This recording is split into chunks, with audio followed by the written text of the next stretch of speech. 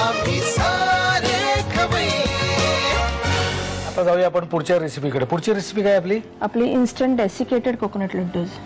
Instant desiccated coconut laddoos. Okay, मला साहित्य सांगता काय काय? आपल्याला त्याच्यासाठी हे डेसिकेटेड कोकोनट लागणार. ओके. सुका खोबऱ्याचा किस आहे हा. Milk powder. ओके. दूध लागणार बाइंडिंग साठी आणि आवडीप्रमाणे साखर. आणि आपण डेकोरेशन साठी चेरी ठेवली. बस एवढंच आहे? बस. हा, चला मग सुरुवात करू. जाऊया आपण कृतीकडे. काय ठीक आहे. काय करायची कृती? आता आपण पहिलं हे कोकोनट घेणार आहोत. त्याच्यामध्ये आवडीप्रमाणे साखर घ्यायची. पिठी साखर आहे? पिठी साखर आहे. थोडी घातली तरी चालते कारण आपण त्याच्यात मिल्क पावडर ऍड करणार आहोत. बर, डिपेंड्स. हा.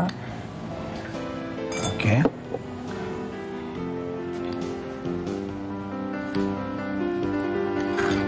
आणि आपण आता हे बाइंडिंग साठी मिल्क वापरणार याच्यात. ते पण आपल्याला ग्रॅज्युअली ऍड करायचं आहे, एकदम नाही घालायचंय. मी घालू का? मग तुम्ही कालवत राहणार? हा, जरासा घाला कारण मिल्क पावडर असल्यामुळे ते पटकन ओलं होईल. टाका.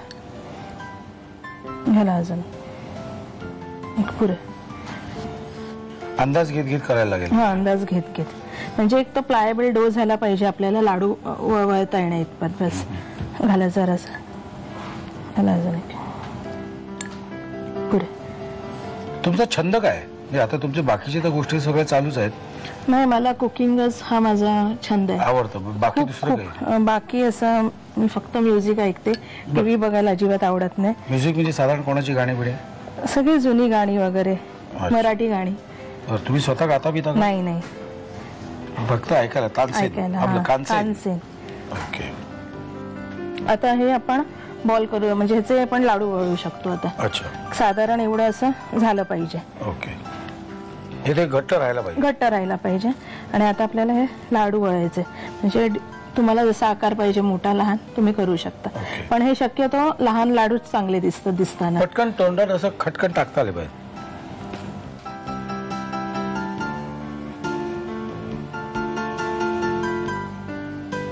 ह्याचं काय करायचंय? आपण ही चेरी ह्याच्यावर लावायचं डेकोरेशन साठी.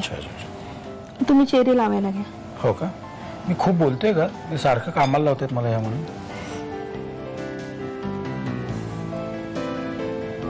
क्या बात है. मस्त लागते चेरी. नाही, तुम्हाला चिडवायचा वगैरे काही उद्देश नाही, फक्त सांगायचं मला. काय सांगायचं माहितीये का? लिहून घ्या. लिहून घ्या. साहित्य आणि कृती.